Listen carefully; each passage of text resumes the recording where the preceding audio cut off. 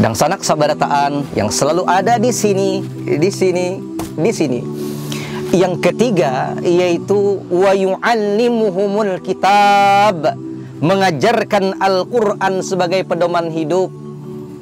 Kalau Honda, keluaran Honda, bukunya jelas merek Honda. Yamaha, keluaran Yamaha, maka buku petunjuknya ketika rusak, maka dia akan merujuk bagaimana petunjuk Yamaha. Ketika manusia ini rusak, maka petunjuknya adalah Al-Quranul Karim.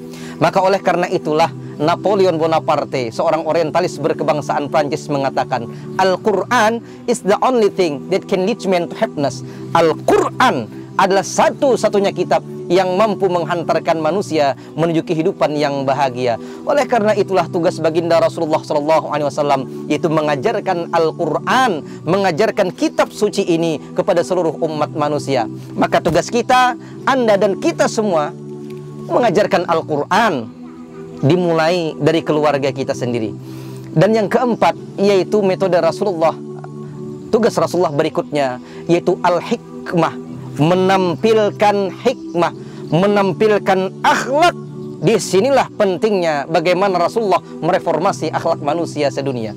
Rasulullah bukan hanya ucapan memerintahkan orang, bukan hanya menyuruh ini itu, tapi bagaimana Rasulullah menggambarkan itu semua dengan akhlak. Apa kata baginda Rasulullah SAW? Lau anna Fatimah binti sarakat laqata'tu yadaha. Andainya Fatimah anakku yang mencuri, kata Rasulullah, niscaya aku sendiri yang akan memotong tangannya.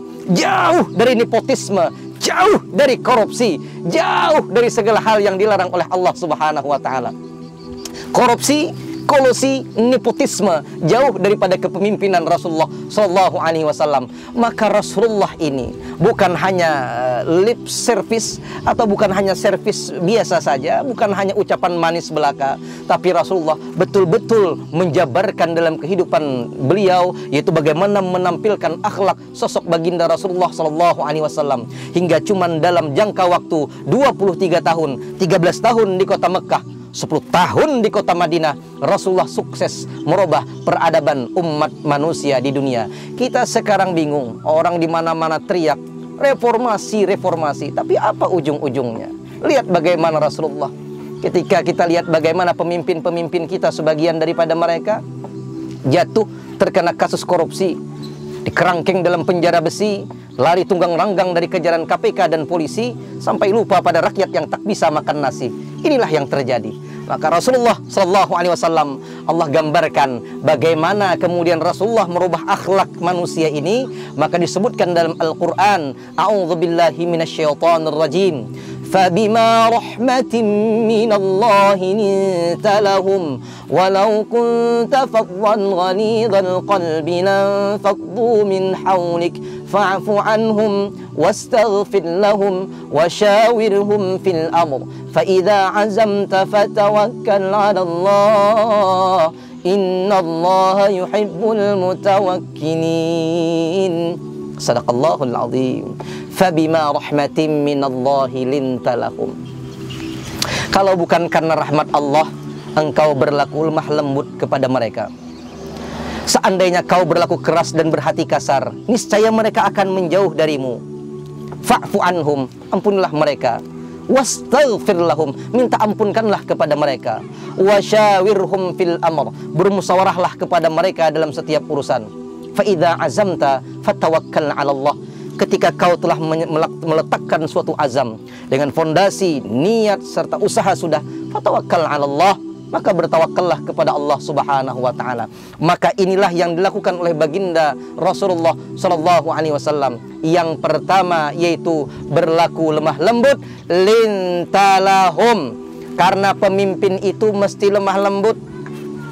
Ingat, sosok yang dipilih bukan yang paling banyak duitnya, bukan yang paling ganteng, bukan yang paling hebat lip service-nya, bukan yang paling hebat janji-janjinya, tapi pemimpin yang kita pilih bagaimana dia mencontoh Rasulullah SAW.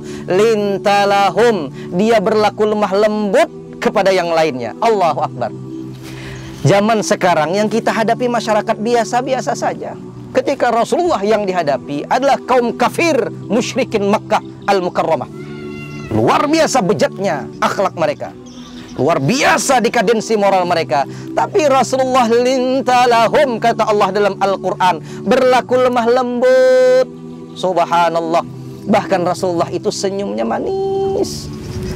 Tak pernah, kata Anas bin Malik radhiyallahu an, 10 tahun aku bersama dengan baginda Rasulullah SAW, tak pernah aku melihat Rasulullah itu marah. Hebatnya baginda Rasulullah SAW menampilkan sosok pemimpin yang sangat lembut kepada orang lain. Kemudian apalagi? Lintalahum walau kunta faddan ghalidhal qalbi lam faddu min haulik. Andai kau berlaku keras, berhati kasar, niscaya orang-orang akan menjauh darimu, kata Allah.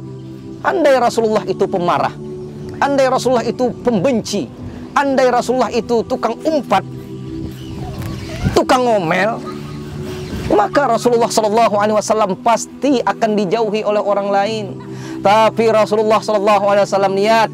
Apa kata baginda Rasulullah? Bagaimana akhlak baginda Rasulullah SAW ketika Rasulullah dilempari batu sampai berdarah wajah Rasulullah SAW? Apa kata Rasulullah?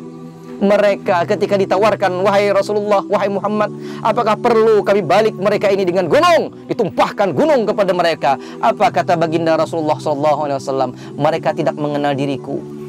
Andai mereka sekarang tidak beriman, siapa tahu anaknya nanti beriman. Andai pun anaknya tak beriman, siapa tahu nanti cucunya yang akan beriman kepadaku. Allahu Akbar. Indahnya akhlak baginda Rasulullah SAW. Tidak berhati kasar, tidak berlaku kasar, dan mulutnya pun selalu mengucapkan kata-kata yang lembut. Inilah baginda Rasulullah SAW. Bahkan saking lembutnya Rasulullah SAW, maka ketika Siti Aisyah ditanya, wahai Siti Aisyah, bagaimanakah akhlak Rasulullah? Apa jawaban Siti Aisyah? Kana khuluquhu al-Quran. Akhlaknya Rasulullah itu adalah akhlaknya Al-Quran. Maka disebutkanlah baginda Rasulullah the walking Quran, Al-Quran yang berjalan. Karena bukan hanya hafal Al-Quran, tapi Al-Quran diaplikasikan dalam kehidupan sehari-hari.